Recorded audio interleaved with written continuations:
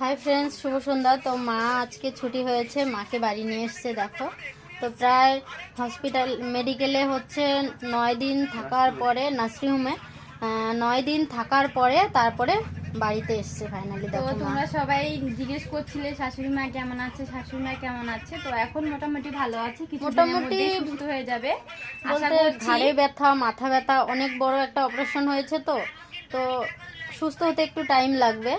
তো তোমরা সবাই মার আমাদের জন্য মনে এখন শান্তি আছে, কারণ এখন সুস্থ হয়ে যাবে, আস্তে আস্তে যত দিন যাবে সুস্থ হয়ে যাবে। তো আগে যে ভয়টা ছিল সেই ভয়টা এখন আর নেই। তো তবু তোমরা ভগবানের কাছে প্রার্থনা করো মা যেন আরো খুব তাড়াতাড়ি সুস্থ হয়ে যায়। দেখো কি অবস্থা,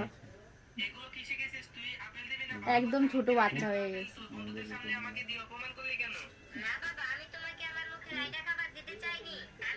জামা খুলে